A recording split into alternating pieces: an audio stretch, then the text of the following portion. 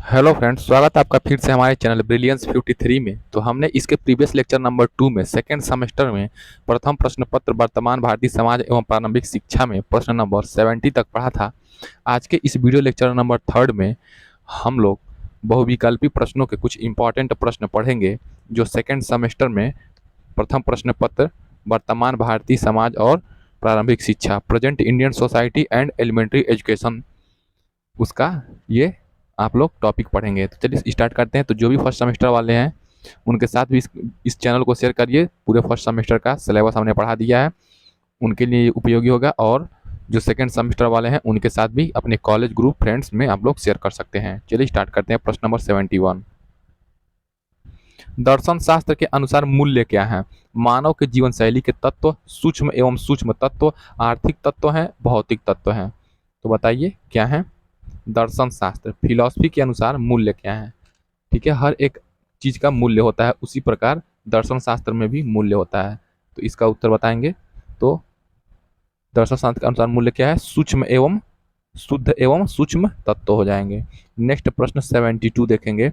शिक्षक को सलाहकार होना चाहिए, ठीक है, यह कथन दर्शन की किस धारा ने स्वीकार किया है?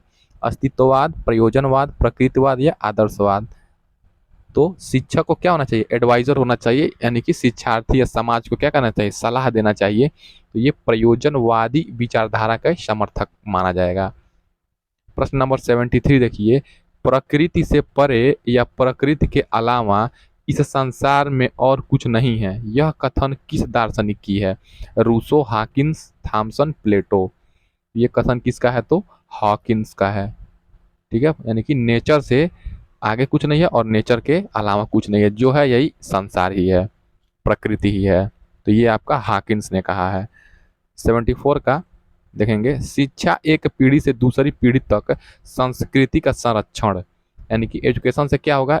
एक जनरेशन से दूसरे जनरेशन में कल्चर का क्या होगा? कंजर्वेशन होगा, संरक्षण होगा, हस्तांतरण होगा, यानी कि ट्रांसफर होगा। जिससे पीढ़ी दर पीढ़ी क्या होती है? हर एक धर्म में हर एक रीति रिवाज क्या होती है? थोड़ा थोड़ा चेंजेस होते रहती हैं और बदलती रहती हैं एवं वृद्धि करती है। ठीक है, किसका कथन है? स्पेंसर, थॉमसन, मैकडूगल या बर्नार्ड शा? ये किसका कथन है? ये बर्नार्ड शा का कथन है। नेक्स्ट प्रश्न देखेंगे, प्रश्न नंबर 75। आदर्श समाज की प्रमुख विशेषता है? धन दौलत, स्वास्थ्य, साक्षरता या अनुशासन? तो आदर्श समाज की प्रमुख विशेषता क्या है? तो 75 का उत्तर हो जाएगा आपका। देखिए, आदर्श समाज क्या होता है? एक अच्छा समाज क्या होता है? वो साक्षर होता है, यानी कि साक्षरता। ऑप्शन नंबर 100 सही हो जाएगा, साक्षरता। नेक्स्ट प्रश्न देखेंगे, प्रश्न नंबर 76 देखिए।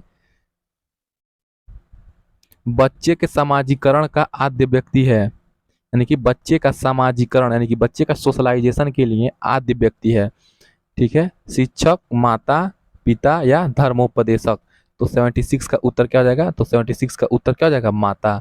तो सबसे आद्य माने प्राचीन, यानी कि सबसे प्राचीन क्या है बच्चे के समाजीकरण में? माता का रोल होता है, तो माता हो जाएगा। प्रश्न नंबर 77 देखेंगे। आपके स्क्रीन के सामने जो भी सेकंड सेमेस्टर वाले हैं उनके साथ इस क्लास को जरूर शेयर करेंगे आप लोग। मूल्य अंतर्द्वंद को समाप्त करने की सर्वोत्तम विधि है? भाषण, विचार विमर्श, स्पष्टीकरण या प्रश्नोत्तर? देखिए, अगर आप ये पवन या राजन सीरीज पढ़ लेते हैं तो इससे मैक्सिमम क्वेश्चन फंस जाते हैं एग्जाम में। तो 77 का प्रश्न देखेंगे उत्तर।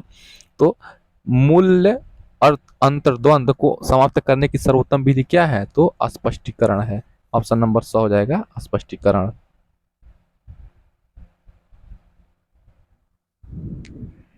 यानी कि मूल्य, यानी कि जो भी आपके मूल्य है, जैसे हर एक आदमी का क्या होता है? एक स्वभाव होता है, उसके कुछ लिमिटेशंस होती हैं, उस मूल्य का, उस चरित्र का रिलेटेड है। तो उस मूल्य के अंतर्द्वंद, यानी अंदर में किसी भी व्यक्ति के जो मूल्य है उसके अंतर्द्वंद, यानी कि जो उसके अंतर्मन में जो भी मूल्य है, उसको कुछ गलत चीजें हैं उसको दूर करने के लिए कौन सी विधि है? तो स्पष्ट करेंगे तभी ना, तो स्पष्टीकरण विधि हो जाएगा कि आपके माइंड में क्या चल रहा है। 78 का उत्तर बताएंगे। पुरुषार्थ चतुष्टय के अंतर्गत कौन सा मूल्य नहीं आता है? ठीक है, पुरुषार्थ बताए गए हैं, धर्म, अर्थ, काम, मोक्ष, 4 पुरुषार्थ बताए गए हैं। तो देखिए, अर्थ भी आता है, काम भी आता है, धर्म भी आता है, सत्य नहीं आता है। तो पूछा है कौन नहीं आता है? तो पुरुषार्थ बताए गए। हिंदू धर्म में 4 पुरुषार्थ बताए गए हैं, धर्म, अर्थ, काम, मोक्ष। ठीक है, तो मोक्ष नहीं दिया है तो ये सत्य हो जाएगा, तो सत्य नहीं होता है, तो 78 का आपका द हो जाएगा। प्रश्न नंबर 79 देखेंगे, 79 का उत्तर बताएंगे। किसने कहा सामाजीकरण एवं व्यक्तिकरण एक ही प्रक्रिया के दो पहलू हैं? यह कथन किसना है? यानी कि देखिए, सामाजीकरण, सोशलाइजेशन और व्यक्तिकरण, यानी कि व्यक्ति सामाजिक हो रहा है, उसके अंदर सामाजिक गुणों का विकास हो रहा है, और उसके अंतर्गत व्यक्तिगत यानी कि पर्सनालिटी डेवलप हो रहा है उसके अंदर। तो यही क्या है, या तो सामाजिकरण कहिए या तो उसके अंदर पर्सनालिटी में चेंजेस कहिए, अच्छा बुरा चीज़ों का। तो एक ही सिक्के के दो पहलू हैं। ये किसने कहा है? रेमंड ने, नन ने, राश ने या मैकाइवर ने? तो ये कथन आपसे पूछ सकता है एग्जाम में। तो 79 का उत्तर आपका क्या हो जाएगा? मैकाइवर ने। प्रश्न नंबर 80 देखेंगे। प्रश्न नंबर 80 क्या है? विद्यालय समाज का लघु रूप है। विद्यालय समाज का लघु रूप है, यह किसका कथन है? डीवी का, थॉमसन का, ओटावे का या ब्राउन का? तो चार ऑप्शन में से बताएंगे, 80 का उत्तर क्या होगा? तो 80 का उत्तर हो जाएगा विद्यालय समाज का लघु रूप है, तो ये जॉन डीवी ने कहा है। प्रश्न नंबर 81 देखेंगे। प्रकृतिवाद का श्रेष्ठ योगदान किस शिक्षा के किस क्षेत्र में है? तो प्रकृतिवाद का श्रेष्ठ योगदान शिक्षा के किस क्षेत्र में है? उद्देश्य में, शिक्षण विधि में, पाठ्यक्रम में या अनुशासन में? तो प्रकृतिवाद आप लोग समझते ही होंगे। तो 81 का आपका देखिए, प्रकृतिवाद से क्या होता है? ये शिक्षण विधि में, ठीक है, उसके क्षेत्र में ये सहायक है। प्रश्न नंबर 82, शिक्षा का सर्वोपरि उद्देश्य है सामाजिक दक्षता, व्यावसायिक दक्षता, मानव निर्माण या नागरिक दक्षता? तो शिक्षा का सर्वोपरि उद्देश्य क्या है? तो 82 का उत्तर आप लोग बताएंगे। तो शिक्षा का सर्वोपरि उद्देश्य आपका क्या होता है? मानव निर्माण करना, ना कि पैसा कमाना, ठीक है, वो आपका सेकेंडरी में आ जाएगा। शिक्षा का सर्वोपरि उद्देश्य क्या है? मानव निर्माण, एक अच्छा व्यक्तित्व का निर्माण करना। देखिए रिपीटेड क्वेश्चन 83, एमिल की रचना किसने की है? पेस्टाल्जी ने, प्लेटो ने, रसेल ने या रूसो ने? तो 83 का उत्तर बताएंगे, एमिल की रचना किसने की है? तो एमिल की रचना किसने की है? रूसो ने की है। ऑप्शन नंबर द सही हो जाएगा, रूसो ने एमिल पुस्तक की रचना। प्रश्न नंबर 84, मूल्य संकट का मुख्य कारण है भाषावाद, क्षेत्रवाद, संप्रदायवाद या स्वार्थपरता? देखिए, हर एक व्यक्ति के कुछ मूल्य होते हैं, कुछ सिद्धांत होते हैं, जिसके तौर पे वो क्या करता है, अपनी जो ओरिजिनलिटी है उसको बनाए रखता है, ठीक है। हर एक इंसान के अंदर मूल्य होते हैं। मूल्य मतलब पैसा नहीं, ये आपके चारित्रिक गुणों से रिलेटेड है। 84, तो 84 का उत्तर बताएंगे, मूल्य संकट का मुख्य कारण क्या है? तो मूल्य संकट से क्या होती है, हर एक इंसान के अंदर मूल्य संकट कब आएगी? जैसे कोई आपका विचारधारा है, अगर आप उस विचारधारा को बदल दे रहे हैं मौके को देखते हुए, अपना फायदा देखते हुए, तो आपका मूल्य संकट में आ जाएगा, आपका चरित्र संकट में आ जाएगा। यानी कि क्या हो रहा है आप, यानी कि आपके अंदर सबसे मेन रोल क्या है मूल्य संकट का? ये स्वार्थपरता, यानी कि आपके अंदर स्वार्थपरता नहीं होनी चाहिए, स्वार्थी नहीं होना चाहिए, नहीं तो आपका मूल्य संकट में आ जाएगा। 85 देखेंगे, वर्धा में अखिल भारतीय राष्ट्रीय शिक्षा सम्मेलन आयोजित हुआ 1940 में, 37 में, 50 में या 48 में? तो 85 का उत्तर बताएंगे। तो वर्धा में अखिल भारतीय राष्ट्रीय शिक्षा सम्मेलन कब आयोजित हुआ? तो 1937 में। ऑप्शन नंबर बहुत सही हो जाएगा, 1937 में। प्रश्न नंबर 86 देखेंगे, प्रकृतिवाद की मुख्य शिक्षण विधि है करके सीखना, खेल द्वारा सीखना, स्वानुभव द्वारा सीखना या उपर्युक्त सभी? तो प्रकृतिवाद की क्या विधि है?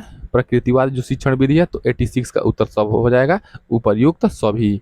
ऑप्शन नंबर 10 सही हो जाएगा। यानी कि प्रकृतिवाद में क्या होता है, करके भी सीखा जाता है, लर्निंग बाय डूइंग, खेल द्वारा भी सीखा जाता है, लर्निंग थ्रू प्लेइंग, और ये लर्निंग थ्रू एक्सपीरियंसेस, यानी कि स्वानुभव द्वारा सीखना, ये हो जाएगा आपका, यानी कि उपर्युक्त सभी ऑप्शन सही हो जाएगा। यानी कि आप प्रकृतिवाद में क्या करते हैं, खुद करके सीखते हैं, खेल द्वारा सीखते हैं और अपने अनुभव लेते हैं प्रकृति में, वही आपका प्रकृतिवाद हो जाएगा। प्रश्न नंबर 87 देखेंगे, गांधी जी के दर्शन के अनुसार छात्रों की क्रियाशीलता के लिए पाठ्यक्रम में आवश्यक है, क्या आवश्यक है? तो गांधी जी के जो फिलॉसफी थे, उन्होंने क्या कहा था कि छात्रों की क्रियाशीलता के लिए पाठ्यक्रम में क्या होना चाहिए? इतिहास, भूगोल, हस्तकला, उपर्युक्त सभी? तो बताएंगे गांधी जी ने किस पे जोर दिया था?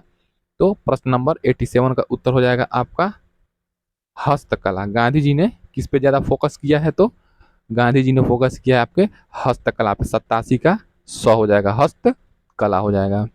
प्रश्न नंबर 88 देखिए,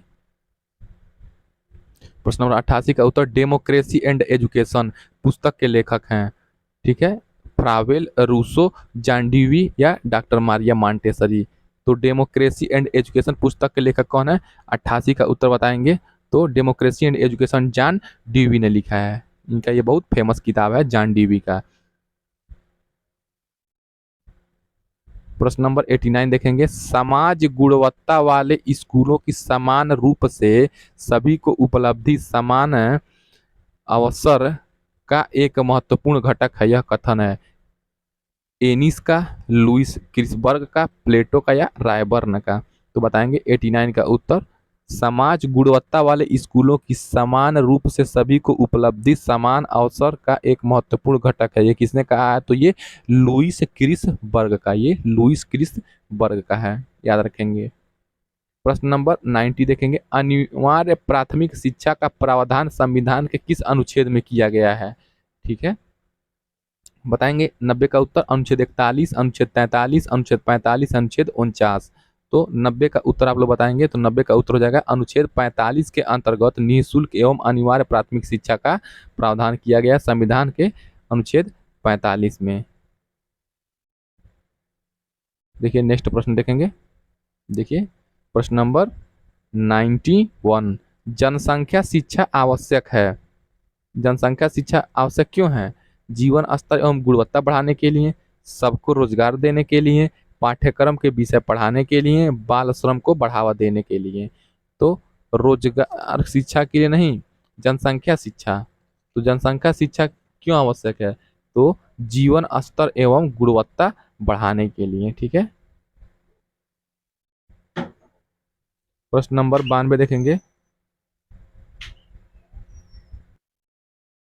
प्रश्न नंबर 92। तो 92 देखिए, 92 बताएंगे, राष्ट्रीय जनसंख्या नीति की घोषणा की गई 16 अप्रैल 1976 को, 10 मार्च 1975 को, 20 जनवरी 1980 को, 9 सितंबर 1985 को। तो 92 का उत्तर बताएंगे, राष्ट्रीय जनसंख्या नीति की घोषणा कब की गई थी? तो राष्ट्रीय जनसंख्या नीति की घोषणा आपका हुआ था 16 अप्रैल 1976, 16 अप्रैल 1976 को। प्रश्न नंबर 93 देखिए, पर्यावरण दिवस कब मनाया जाता है? 10 जून, 4 जून, 5 जून, 8 जून। तो पर्यावरण दिवस सबको पता है 93। तो 93 का उत्तर आपका क्या हो जाएगा? 5 जून को क्या मनाया जाता है? पर्यावरण दिवस मनाया जाता है। प्रश्न नंबर 94 देखिए, बच्चों में मूल्यों के विकास में सर्वाधिक महत्वपूर्ण भूमिका है पास पड़ोस की, परिवार की, मित्रों की या समाज की। तो बच्चों के मूल्यों में विकास यानी कि बच्चों के शारीरिक, मानसिक और सामाजिक जो अच्छे गुण हैं वो उन चीज़ों, उन मूल्यों के विकास में किसका योगदान है? तो 94 का उत्तर आप लोग बताएंगे। 94 का उत्तर हो जाएगा समाज, ठीक है, समाज की।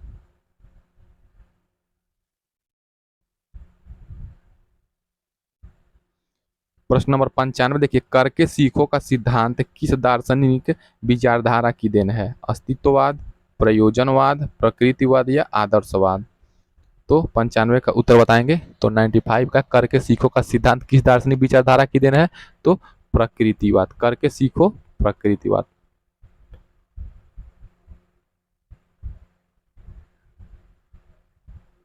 अध्यापक का स्थान पर्दे के पीछे, बिहाइंड द कर्टेन, किस वाद ने, ठीक है,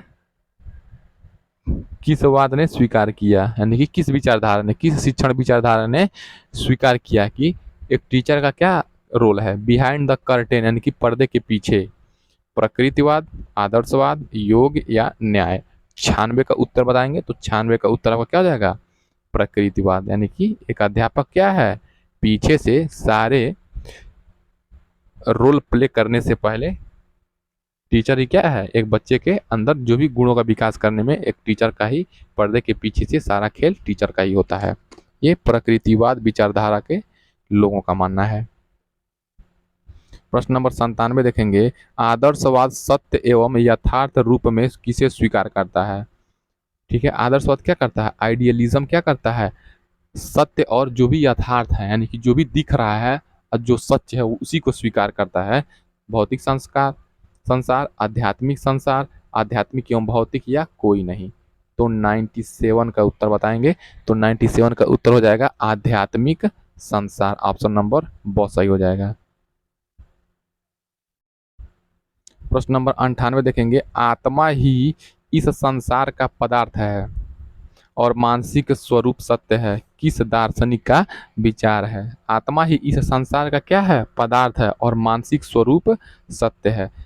ब्रूवेकर, हैंडरसन, रास, जेम्स। 98 का उत्तर बताएंगे तो 98 का उत्तर आपका हो जाएगा रास।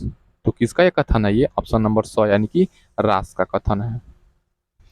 प्रश्न नंबर 99, प्रश्नोत्तर विधि के जनक हैं अथवा प्रश्नोत्तर विधि या क्वेश्चनिंग मेथड किस दार्शनिक की देन है? प्लेटो, अरस्तु, सुकरात, स्पेंसर।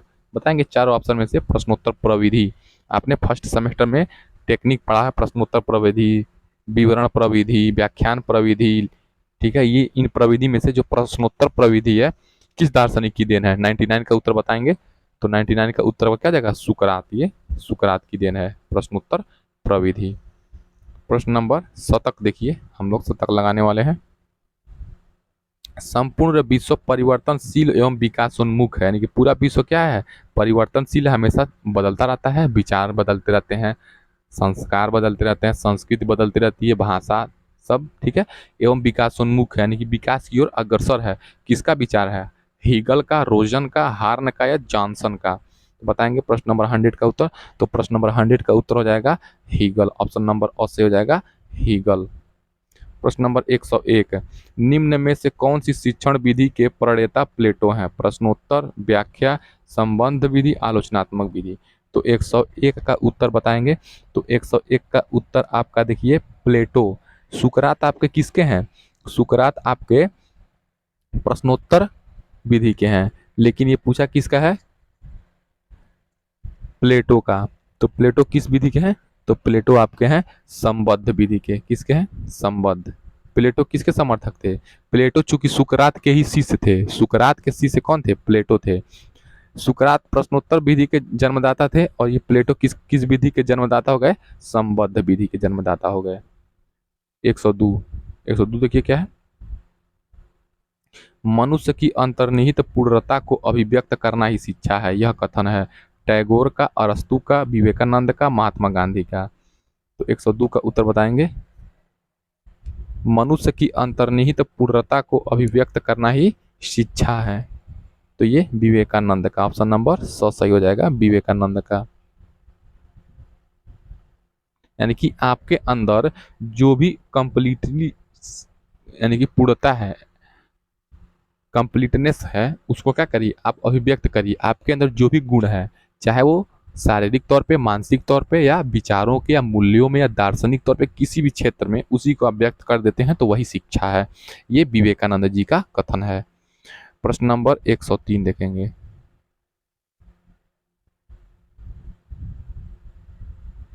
दूरस्थ शिक्षा का नाम नहीं है? मुक्त अधिगम, बाहरी अध्ययन, सह शिक्षा या पत्राचार शिक्षा? तो दूरस्थ शिक्षा का नाम नहीं है। 103 का उत्तर बताएंगे तो दूरस्थ शिक्षा का नाम क्या नहीं है? तो दूरस्थ शिक्षा को यानी कि दूरस्थ शिक्षा यानी कि दूर रहकर ली जाने वाली शिक्षा। जिस प्रकार आप लोग हमसे यूट्यूब से पढ़ रहे हैं दूर रह करके, वही दूरस्थ शिक्षा हो जाएगी। तो इसमें किसका नाम नहीं? तो दूरस्थ शिक्षा में क्या है? मुक्त अधिगम है। आप लोग जब चाहें तब वीडियो लेक्चर देख सकते हैं, पढ़ सकते हैं। तो ये ऑप्शन ये भी है दूरस्थ शिक्षा का, लेकिन पूछा कौन नहीं है तो नहीं वाला पता करना है। तो मुक्त शिक्षा, ठीक है। बाहरी अध्ययन, ये भी हो जाएगा दूरस्थ शिक्षा के अंतर्गत ही बाहरी शिक्षा आएगा, या पत्राचार शिक्षा या नवाचारी शिक्षा। ठीक है, ये सब क्या हो जाएगा? दूरस्थ शिक्षा ही हो जाएगा। लेकिन आपका सहज शिक्षा यानी कि साथ साथ शिक्षा आपका क्या जाएगा? औपचारिक शिक्षा में के अंतर्गत आएगा। सह शिक्षा यानी कि शिक्षक शिक्षार्थी एक पास बैठ के शिक्षा ग्रहण करेंगे तो वो सह शिक्षा हो जाएगा, औपचारिक माध्यम हो जाएगा। प्रश्न नंबर 104 देखेंगे। प्रश्न नंबर 104 देखिए, बौद्धकालीन शिक्षा में प्रवज्जा संस्कार कितने वर्ष के बालकों को दिया जाता था? 8 वर्ष के, 10 वर्ष के, 12 वर्ष के या 11 वर्ष के? तो बौद्धकालीन शिक्षा में प्रवज्जा संस्कार, तो 104 का उत्तर बताएंगे तो 8 वर्ष। 8 वर्ष के जो बालक थे उनको हम लोग क्या करते थे? बौद्धकालीन शिक्षा में प्रवज्जा संस्कार दिया जाता था।